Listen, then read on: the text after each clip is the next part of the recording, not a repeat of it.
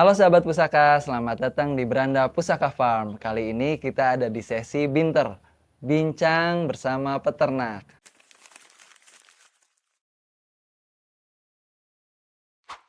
Alhamdulillah kali ini sahabat pusaka bisa berbincang langsung dengan owner dari Pusaka Farm, yaitu Bapak Muhammad Rizky Alfariedi. Pak, apa kabar Pak? Alhamdulillah. Thank you Nah, Kang Arta. makasih Pak untuk kesempatannya dan kesediaannya udah mau ngobrol sama kami. Sekarang kita akan berbincang sedikit mengenai sisi lain dari dunia peternakan mungkin ya Pak ya. Karena biasanya sebelum ini kebanyakan yang dibahas adalah mengenai teknis-teknis peternak atau ilmu peternakannya saja gitu. Ya, Sedangkan dalam hal ini yang kami ketahui adalah Bapak punya background atau latar belakang dari luar bidang peternakan gitu. Boleh dibilang cukup jauh ya Pak ya. Boleh dikasih tahu nggak Pak sebelumnya pekerjaan atau profesi Bapak sebelum beternak itu apa Pak? baik. Jadi Kang Arsa, saya itu selama hampir 20 tahun gitu ya, saya bekerja di korporasi. Ya. Saya bekerja di pabrik rokok terbesar di Indonesia.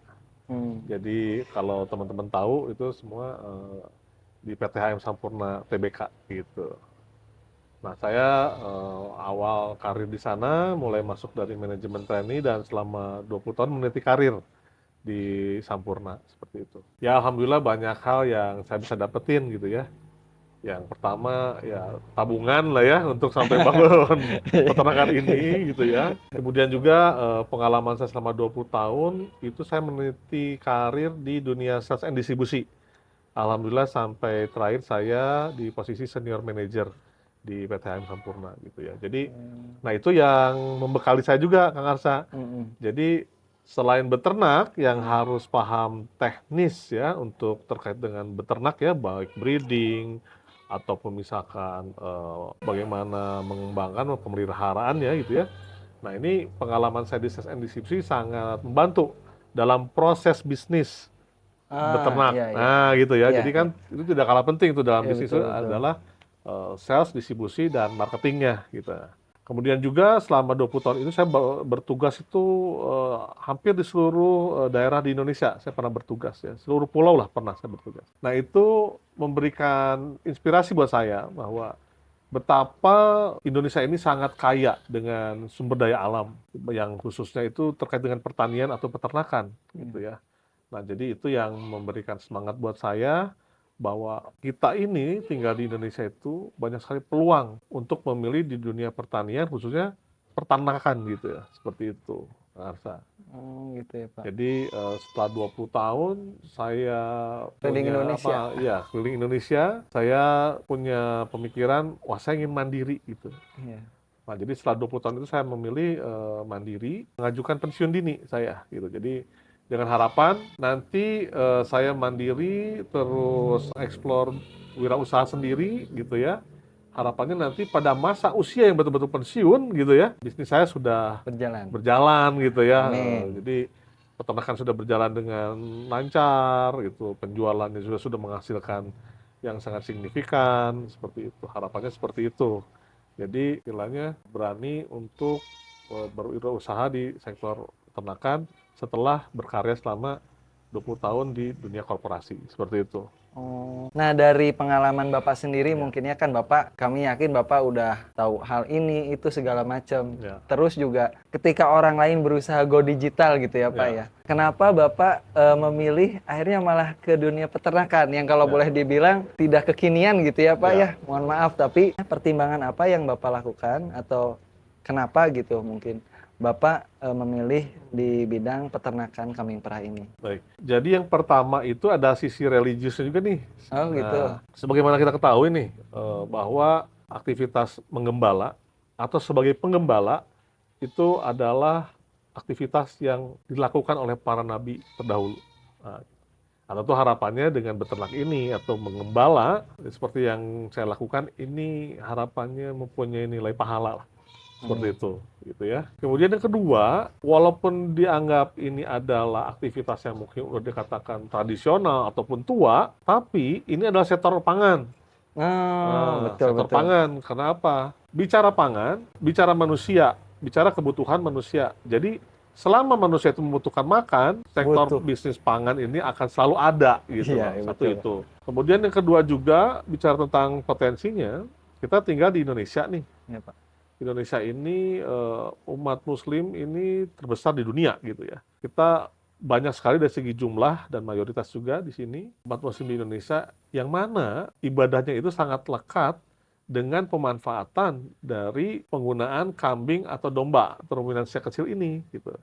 Sehingga ini saya berpikir, wah kebutuhannya pasti akan selalu ada Iya. gitu. Sehingga jika kita bermain di bisnis peternakan domba atau kambing, itu potensi untuk mensuplai kebutuhan itu terbuka lebar gitu. Kemudian berikutnya juga, waktu itu saya di simpang jalan juga gitu ya, mau kemana nih tabungan dan aset saya yang ada, mau diarahkan ke peternakan yang mana gitu ya. Antara sapi atau kambing domba gitu ya. Saya waktu itu berpikir, oh kayaknya nih kambing domba ini lebih affordable lah, lebih terjangkau dengan resources yang saya punya. Seperti itu. Kemudian yang berikutnya juga kambing domba ini kan secara proses breeding gitu ya, kehamilannya itu kan cukup 5 bulan. Oh, iya Kalau iya. sapi kan sekitar 9 bulan gitu Lebih ya. cepat. Lebih cepat gitu ya. Kemudian dengan kita hitung misalkan secara multiplikasinya, kurun waktu proses breedingnya misalkan dari mulai ngawinin koloni 2 bulan, bunting 5 bulan, kemudian nanti nifas saya anggaplah sebulan atau 40 hari gitu ya, kurang lebih 8 bulan gitu ya. Itu lebih cepat dibandingin sapi yang mana dalam 2 tahun bisa 3 kali Hmm. masa kelahiran. Tapi Iya. kan harus 9 bulan. 9 bulan belum yang Nah, lainnya gitu setahun ya, lah gitu ya. ya. Dan apalagi anaknya prolific ya atau banyak gitu, Iya, bisa weh. 1, 2, 3 bahkan 4 gitu ya. Nah, ini alhamdulillah di Pusaka Farm juga multiplikasinya sangat besar sekali gitu ya pada saat anak-anak kelahiran 3 gitu, 2, 3 bahkan 4 seperti itu. Nah, jadi dilihat dari segi apa namanya pertumbuhan itu menarik gitu Iya. ya. Kemudian juga dari pakan juga di lingkungan kita ini akses untuk mendapatkan Pakan. pakannya itu cukup mudah gitu. Jadi baik hijauan ataupun alhamdulillah juga di sekitar kita ini juga banyak teman-teman yang usaha feed mill juga. Jadi semua pakan yang utama karena buat menghidupi si Ternaknya. ternak gitu ya mudah diakses. Seperti itu. Jadi itu bicara tentang potensi Iya. seperti itu akhirnya saya milih peternakan. Nah, kemudian kenapa kambing perah gitu Nah, itu. ya? Nah, ada kambing domba gitu ya, saya milih kambing perah. Kenapa kambing perah? Karena ada multi apa ya namanya multi hasil ya. Yang pertama untuk pendapatan hariannya jelas susu ya. Kita bisa perah mereka tiap hari dan bisa dikonversi menjadi pendapatan gitu ya. Kemudian juga ada yang anakan jantannya gitu ya. Iya. Anakan jantannya itu bisa kita jual sebagai sumber bibit pedaging ya. Oh, Mungkin buat teman-teman yang untuk bisnis usaha kuliner sate bisa supply, atau yang akikah, teman-teman bisnis akikah, atau buat teman-teman yang sebagai bisnis kurban oh iya, Pak. nanti gitu ya. Jadi mereka bisa digemukan untuk Hmm. bisnis mereka. Jadi kita itu B2B ya sifatnya gitu bisa. Atau kita sendiri besarkan nanti jual untuk Jual kurban sendiri. atau akikah sendiri. Kemudian juga anakan betinanya itu bisa kita pakai untuk bibitan indukan berikutnya atau bisa mensuplai teman-teman yang membutuhkan Oh, untuk buat peternak lain. ya bibitan indukan perah gitu. Jadi banyak sekali potensinya. Oh, Makanya gitu. akhirnya saya milih peternakan kambing perah. Alhamdulillah. Nah, sebelum ini Pak, sebelum Bapak memutuskan, kan sebenarnya memilih apa Ya, segala macam, tentu ada persiapan yang ya, dilakukan ya Pak ya. Nah, persiapan apa sih Pak yang menurut Bapak paling utama? ya, Terus mungkin strategi persiapannya, karena kan kalau orang yang bekerja juga mungkin waktunya tidak sesenggang yang ya, istilahnya belum bekerja atau bagaimana ya Pak ya. ya. Nah, boleh diceritain Pak persiapan Bapak dulu gimana dan strateginya gimana gitu. Ya, yang pertama ini kan misalkan nanti kalau ada seandainya teman-teman yang akan persiapan pensiun gitu ya. Seandainya teman-teman mau pensiun atau yang suka keliling ya tugasnya, pertama pilih akan pensiun di mana, di daerah Oh, mana. Mulailah nanti menabung atau mereposisi aset atau menyiapkan aset di tempat dia nanti pensiun. Itu oh, yang iya pertama, iya gitu iya. ya. nggak ada masalah, dia tugas ke seluruh Indonesia, tapi dia udah mulai mikirin pensiun nanti akan di mana, siapkan aset di situ. Yang kedua, mulai cari apa yang menarik. Karena pada saat menjalani itu harus menikmati kita nanti. Ah, Karena nanti kan istilahnya itu adalah mengisi waktu pensiun kita, gitu ya, menikmati hari-hari, gitu ya, seperti itu. Kemudian setelah mencari, mempelajari, perlu hmm, itu mempelajari. Sekarang banyak sekali lah ya, mempelajari ilmu itu bisa dari baca buku, gitu ya, nonton di YouTube, boleh, bagus sekali ya. Kemudian juga ikut pelatihan-pelatihan, hmm. itu perlu juga tuh. Luangkan waktu Anda, investasikan waktu luang Anda di saat Anda bekerja itu dengan mencari informasi sebanyak-banyaknya. Riset lah ya, seperti itu. Kemudian juga mencobalah ngobrol dengan para pelaku usahanya. Sedikit banyak nanti akan membantu Anda lebih menajamkan lagi rencana-rencana Anda depan gitu ya. Ya, kita akan belajar bagaimana pengalaman mereka memulai, mengembangkan gitu ya, atau kita kendala yang akan dihadapi gitu ya, resiko yang akan dihadapi, ataupun semangat-semangat yang akan didapat dari hasil obrolan itu. Ya. Jadi waktu saya dulu pada saat 5 tahun yang lalu memulai mempersiapkan ini, saya banyak melakukan hal itu, gitu seperti itu. Tentunya waktunya tidak mengganggu waktu kerja ya, jadi saat cuti seperti itu, kita isi betul-betul untuk mempersiapkan masa pensiun Pensiun itu. nanti. Nah, pada saat masuk, nah itu kita harus mulainya jangan langsung besar. Atau mulailah dari saat kita sedang kerja, mulailah dulu gitu. Iya. Nggak usah dalam skala yang besar dulu, ikut ambisi gitu ya. Tapi cobalah ini untuk apa istilahnya kayak dengerin radio lah. Ah, ah, ah. Cari frekuensinya dulu. Sampai pas ketemu frekuensinya ya gitu. Nah, baru setelah ketemu yang pas, silakan dengan modal yang ada diperbesar seperti itu. Jadi itu lebih bijak lah jalannya gitu seperti itu. Jadi nanti akan menikmati kita proses pertumbuhan seperti itu. Oh, Tapi pada saat sudah ketemu, ada momentum marketnya istilahnya bagus. bagus, langsung perbesar kalau Oh, itu iya siap. supaya nggak kehilangan momen Iya, iya, iya. seperti itu kan. Itu mungkin ya Ah, dari saya. ternyata menarik ya perjalanan yang Bapak lakukan Ya, dari mulai bekerja, terus pemilihan bidang mana gitu. ya, Terakhir mungkin ya Pak ya, ya, motivasi dari Bapak ya, untuk calon pensiunan, ya, terutama yang mau beralih ke bidang peternakan, yang ya, dari luar bidang peternakan seperti Bapak. Nah, apa tuh ya, Pak motivasinya dari Bapak? ya. Teman-teman semua, kita ini hidup di negara Indonesia ya, negara yang betul-betul kaya akan sumber daya alam. Gitu. Jadi bicara tentang sumber daya untuk mendukung sektor peternakan, kita jangan takut lah seperti itu. Tinggal kita nanti temukan sumber-sumbernya, kita olah dan kita pakai untuk mensupport bisnis peternakan kita.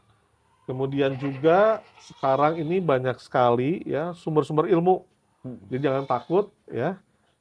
Mainlah ke peternak-peternak, nontonlah YouTube yang relevan, yang Anda sukai, baca buku, seperti itu. Bahkan misalkan kita sendiri di Pusaka Farm sangat terbuka jika ada teman-teman yang ingin mempersiapkan Belajar untuk mungkin ya. belajar atau diskusi lah, sharing, ayo main ke sini.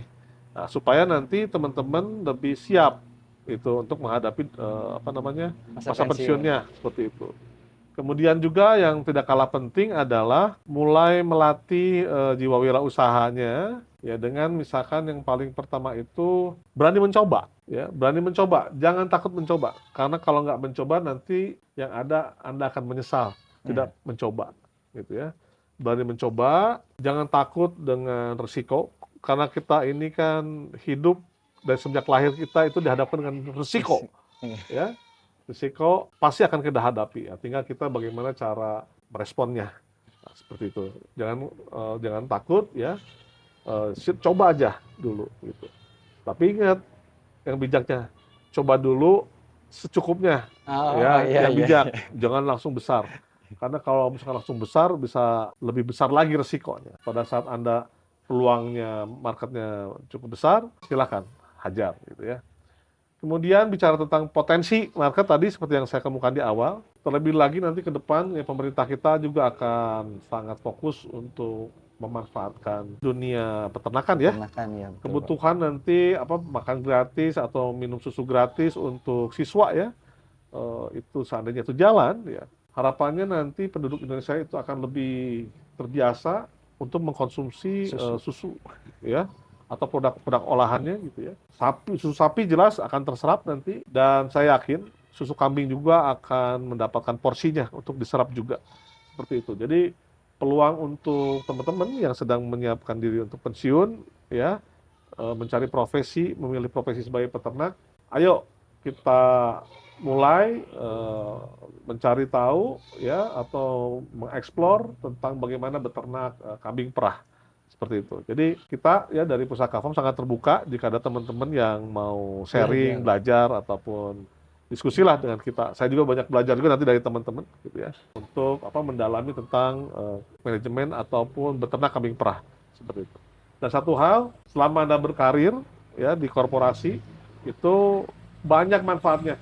Jadi setelah pensiun, pengalaman Anda selama puluhan tahun kerja gitu ya, bakal bisa dikolaborasiin dengan bisnis peternakan. Itu akan saling melengkapi. Nah, terakhir, bicara pensiun bukan hanya buat orang yang kerja di korporasi, tapi juga berlaku juga buat teman-teman yang diaspora, yang di luar negeri. Oh iya, iya, betul, Ya, betul. mungkin ada yang bekerja di perusahaan di luar negeri atau sebagai tenaga kerja Indonesia gitu ya, yang mana di sini udah banyak saudaranya yang tinggal di sini gitu ya, di Indonesia. Nah, mulailah mengalokasikan dananya gitu ya, untuk mempersiapkan diri untuk pada saat kembali gitu di sini dengan berusaha beternak kambing perah. Insya Allah potensinya besar banget ya, seperti itu. Jadi saya mengajak teman-teman semua, ayo kita kembangkan bisnis beternak kambing perah, yang mana itu sebagai perwujudan rasa syukur kita kepada Tuhan, gitu ya, yang Maha Kuasa, dan juga memanfaatkan